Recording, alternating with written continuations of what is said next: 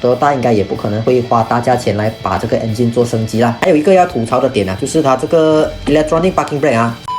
接下来就给大家看看这个 Altis 起价了2000块，起在哪个部分？如果 Civic 真的是那么好，为什么不要选 Civic 呢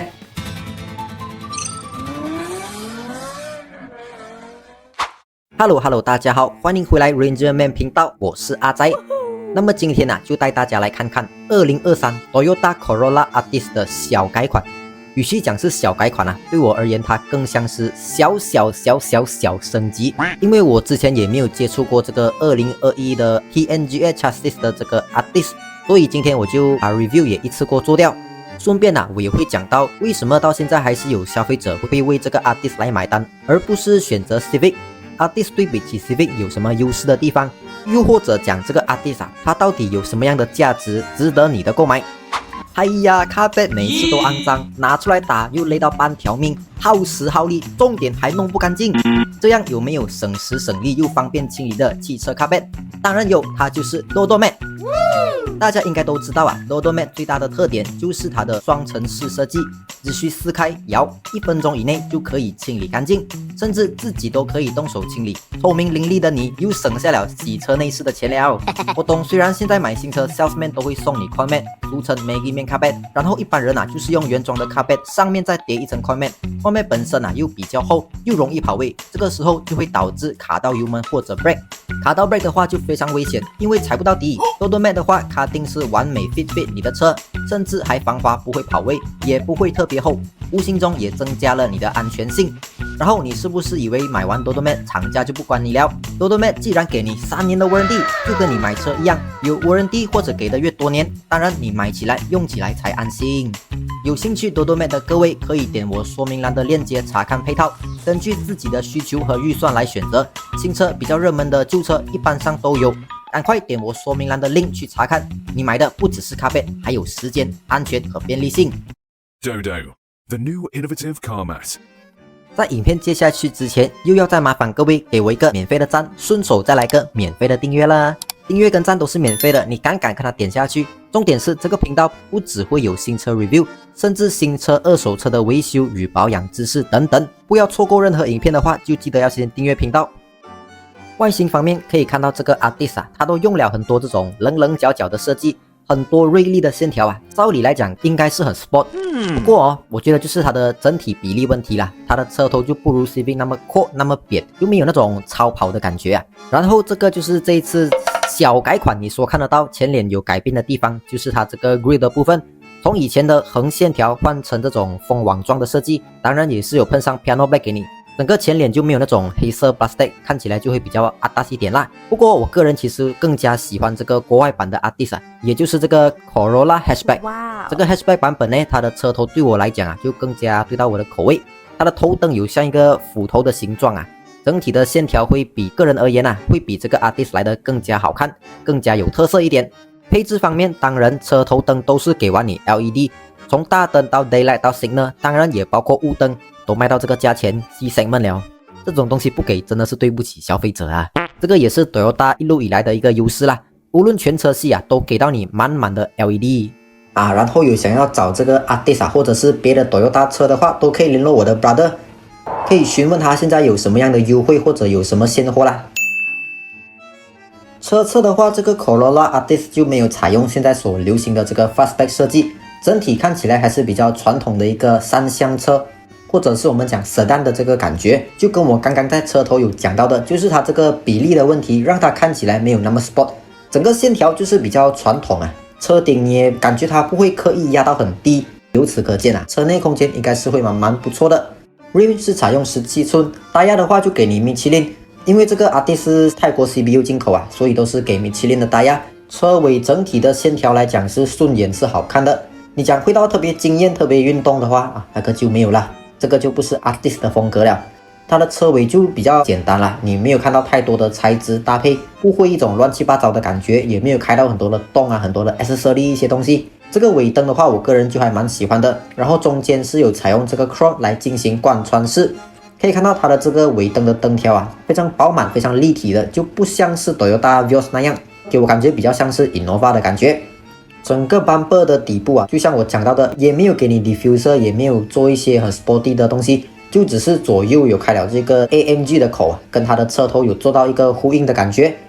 没有错啦，它的尾灯也是 fully LED， 真的是那个附到满满的那个福利啊。当然也包括它的 brake 灯，包括它的雾灯，包括 signal， 甚至包括 reverse 灯，全部都是给到你满满的 LED。虽然讲它的 signal 是没有那个流水灯啦，不过这个质感对我来讲是及格的。我记得没错的话，它的同级对手 Civic 啊 ，signal 到这个 reverse 灯应该都还是用这灯泡啦。不过车尾设计啊，我个人就觉得有点小遗憾的，就是它少了一个压尾啊。可能你用跟车身原装色，不需要一个黑色那么凸显、那么 sport 的感觉，跟着车身色来做一个装饰的 spoiler， 我觉得还是会蛮不错，也比较符合现在车的一个审美啦。再来，现在大家也会蛮在意的东西，就是这个 spare tire， 有 Artist 有给到你，当然也是有遗传了 Toyota 良好的基因 ，Sporting 加上 full size 的 spare tire。给你爆胎的时候换上去，爆掉的打压慢慢得空才去处理也没有问题。引擎方面就是我个人觉得非常遗憾的一个地方，没有错，它还是那个 1.8 万年 VVTi， 还是那个 CVT。本来我是希望会有 Dynamic Force 啊，不过这个 Artist 现在也不是 Toyota 的一个主力的车型啦，所以可能真的要等到 Corolla Cross 搭配了这个 2.0 的 Dynamic Force 引擎，这个 Artist 才有可能啊。不然 Toyota 应该也不可能会花大价钱来把这个 engine 做升级啦，毕竟它都不是主力车款嘛。虽然略有遗憾，不过表示可以理解。接下来就给大家看看这个 Artist 起价了2000块，起在哪个部分，也是我个人觉得非常值得的地方。没错，就是这个 Digital Meter， 可以看到 Normal Mode 跟 Sport Mode 的这个动画变化，你看这个分辨率。真的是很漂亮，真的是精致啊！这个如果各位有机会去试到的话，你坐在车上慢慢玩这个 meter 啊，真的是很多东西玩了，包括我自己也玩了蛮久一下的，就连这个 meter 的界面的这个设计啊，也可以更换成蛮多种的 pattern。没有错，这次因为是采用 fully digital 的 meter， 所以呢，它可以显示或者讲变化的 pattern 多过badminton，肯定是多过那个传统的指针 meter 啦。可以看到啊，它有各种各样的风格。你开 Sport Mode， 你要配合 Sporty 的这个感觉 ，Smart 的感觉，优雅的感觉，各种各样的 pattern 都有。你要把 RPM 放中间，还是分成2个 meter， 真的是很多 pattern 啊，这个就大家慢慢去玩。但是如果可以把这个这么好的画质嘞，放在这个 Toyota 一路以来的360上面，不懂有多么的好啊 ！Toyota， 怎么你不舍得把它放在这个360，实用一点嘛 ，bro？当然，从 Dashboard 到 Center Console， 整体的 layout 都是和 Corolla Cross 一模一样，没有改变。该给你软材质的地方还是有给，看起来蛮保守的设计还是维持啦。就除了这个 meter 是蛮多东西玩以外，不过我个人有一点小小的 complaint 就是它的这个 center console 置物空间并没有很多。就一上车我要放我的电话钱包就只有中间这个杯架。如果当时候我是放着水的话只可以往这个无线充电的前面去放我的电话，这个空间也是蛮浅的啦。还有一个要吐槽的点就是它这个 electronic parking brake 只有在 meter 有显示，你拉上来或者放掉，它都没有一个警示灯。这个个人就觉得没有那么习惯啦。如果你是习惯看 meter 了的话，这样子就不是很大的问题。接下来我们来到后座试坐一下，就如我刚才讲外形的时候讲到，因为它的车顶线条并没有去刻意的压低，所以呢，在后座的这个乘坐空间对我来讲，头部是还比较宽敞，并不会像 Vios 那样出现顶头的情况。我相信也会比 Civic 来的舒服啦，所以它就牺牲了外形的这个运动感，包括这个椅垫的高度到长度都好，我觉得都还是可以接受的范围。当然后座也有给到你这个冷气出风口，这个空间虽然是不如那个 Honda 的大魔王空间不过我就觉得它就比 Civic 少了一点的阔。还有一个很奇怪的点它的内饰用了2种不一样手感的皮革。它这个扶手的皮革就是比较嫩，像是真皮的触感，它的座包就采用这种比较像是人造皮，比较粗糙的感觉，这个就有点遗憾啦，消费者可能也不太在意这个点。无论人造皮或真皮，你给我皮椅我就很开心了的。讲到座椅它前座的这个造型也是蛮好看的，形状它是有点像是 bucket seat 的形状，它这个头枕大家也可以看到跟一般车的不一样，并不是采用分离式的你把它压下来就是长这样子，跟整个座椅的肩膀位置是连成一体的。这个座椅的形状我就觉得还蛮好看的啦，确实是很 sport 的看起来。接下来来到这个试驾环节，我原本以为会真的是很枯燥，结果带给我惊喜的当然不是这个 engine， 也不是这个压箱，反而是它这个 TNGA-C 的这个 chassis。 它的整个车身我试过用比较不正常的速度，就是一般人不会用到的速度啦，用比较高的这个速度去进口呢、出口呢、踩大油这些它回弹的那个感觉并不会晃到好像坐船这样子。当然，就平时用来讲，你也不会觉得它软过头、硬过头，也不会。在你可能用比较高的速度来过弯的话，它的支撑性、它的 handling 啊，这个 TNGA 真的是帮助了蛮多。对我而言，我觉得是在 Toyota 身上这样的操控表现是可以给到我一点点的惊喜的啦。当然，这个 TNGA 系的这个底盘啊，它也是对比起 Civic 多的一个优势。就如我之前这个 City Views 的影片，我也是有讲到啦。Honda 一路以来的3大件 1.5 Turbo CVT 底盘乃至车架，它都没有特别强调。而这个 Altis 啊，它所用上的 TNGA， 这个是真的要你亲身去试驾才可以感受得到的，而且是要用可能比较极端的车速或者是路况才可以试得出。在比较慢的速度啦，你是感觉不太出来这个 TNGA 到底哪里厉害的。可能你 test ride 的时候可以跟 salesman 讲好，用一些比较极端的驾法，你就可以感受到这个 TNGA 了啦。这个我相信啦，也是 Civic 所给不到你的。Civic 很快没有错，不过就 handling 来讲，我觉得这个 Altis 可能会略胜一筹。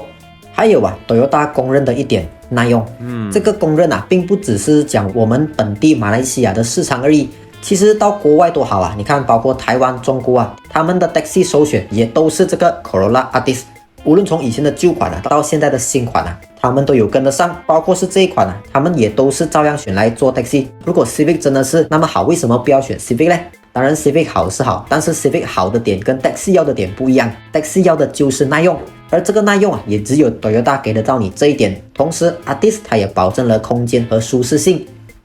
讲个题外话啦。中国市场他们有2款 Corolla Altis 就可以给他们的消费者做选择，特别的就是这个 Toyota Levin， 他们是叫雷凌啊。Levin 这个名字跟 A186 是有一点点关系的啦。这个 Levin 有提供双引擎的选择，所以中国市场他们很多的滴滴车司机，我们所谓的 Grab 啦，他们的这个专车司机都会选用这个雷凌。第一点当然就是因为它够省油，再来养护成本低，再来它够耐用，用完了把车卖掉也不会亏很多钱啊。二手价好，二手价好这点 Toyota 我相信在全世界也都是通用的啦，无论哪一个市场。都看到这里了，免费的订阅点了没有？再来一个免费的赞啦！